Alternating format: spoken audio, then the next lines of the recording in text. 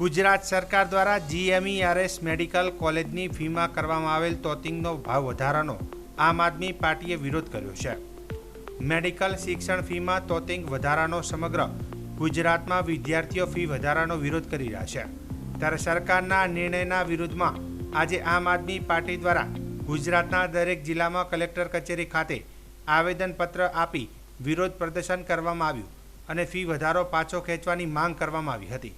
ત્યારે આજે ડીસામાં ઇન્ડિયા ગઠબંધન દ્વારા પણ નાયબ કલેક્ટરને આવેદનપત્ર પાઠવ્યું હતું અને આમ આદમી પાર્ટી પ્રદેશ નેતા ડૉક્ટર રમેશભાઈ પટેલે જણાવ્યું હતું કે ઇન્ડિયા ગઠબંધન દ્વારા ગુજરાત સરકાર સમક્ષ માગણી કરી છે કે સરકારના આ નિર્ણયથી ગુજરાતભરના વાલીઓમાં રોષની લાગણી ફેલાયેલી છે, તો આ બાબતે આપની કક્ષાએથી ઘટતું થાય તે ખૂબ જરૂરી અને હિતાવશ્યક છે।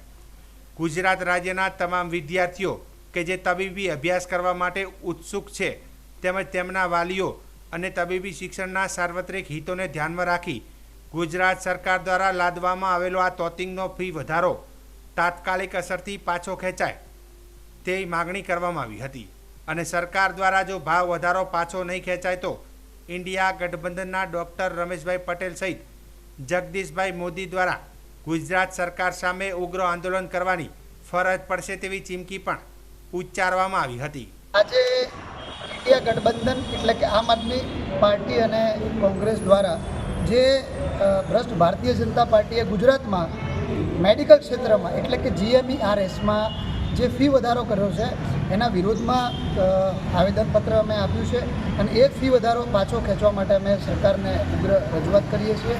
હવે આના માટે હું તમને 2-3 ફેક્ટ જણાવવા માગું છું કે જીએમઈઆરએસ એટલે Gujarat education and medical research institute એમાં અત્યાર સુધી એક વર્ષની જે ફીસ હતી એ ફીસ હતી 3,30,000।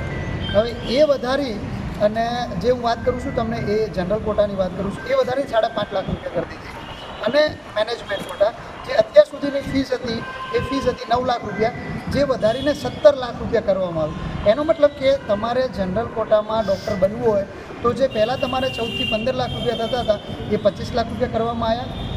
બીજું કે જ્યારે જનરલ કોટામાં તમારે જે 40 લાખ રૂપિયામાં તમે ડૉક્ટર 5 વર્ષમાં બનતા હતા એ વધારી અને 70 લાખ રૂપિયા કરવામાં આવ્યા છે।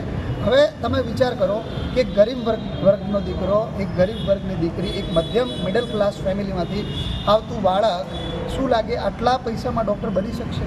આટલી બધી મોંઘવારી છે, આટલી બધી બેરોજગારી છે, ધંધા દરેક ધંધામાં આટલી બધી કોમ્પિટિશન છે, તો આટલા રૂપિયામાં ડૉક્ટર બની શકશે? એનો મતલબ એમ થયો કે ગરીબ અને મધ્યમ વર્ગના માણસે ડૉક્ટર બનવાનું સપનું આજે ભારતીય જનતા પાર્ટીના રાજમાં ખતમ કરી દીધું। એમને જોવાનું જ નહીં, એ પહેલાંથી જ નક્કી કરી દીધું કે અમે હવે ડૉક્ટર બની જ નહીં શકીએ અને આ જે ફીસ વધારવામાં આવી છે એ શિક્ષણનો અને મેડિકલ ક્ષેત્રનો પ્યોર ધંધો અને પ્યોર વેપારીકરણ કરી દીધું છે અને આટલા ખર્ચે બનેલો ડૉક્ટર કદાચ ક્યાંક ને ક્યાંક જમીન વેચીને વ્યાજે પૈસા લઈ અને ડૉક્ટર બની જશે તો એ 5 વર્ષમાં ક્યાં લોકોની સેવા કરવાનો છે? તો હું આ સોશિયલ મીડિયાના માધ્યમથી આપના માધ્યમથી કહેવા માગું છું કે આ પ્રશ્ન છે એ 2, 5, 7 હજાર વિદ્યાર્થીઓનો નથી કે જે ફીસ ભરીને ડૉક્ટર થવાના છે। આ પ્રશ્ન છે એ 6.5 કરોડ જનતાનો છે। આટલી મોટી ફીસ ભરીને બનેલા ડૉક્ટર એ 6.5 કરોડ જનતા પાસેથી જ વસૂલ કરવાના છે। તો મારી વિનંતી છે કે આ જે લડાઈ વિદ્યાર્થીઓને છે એ વિદ્યાર્થીઓની લડાઈમાં ગુજરાતના દરેક માણસે સાથે આવવું જોઈએ અને લડવું જોઈએ અને ગુજરાત સરકારને પણ હું વિનંતી કરું છું, હું પોતે ડૉક્ટર છું, પોતે ઓર્થોપેડિક સર્જન છું।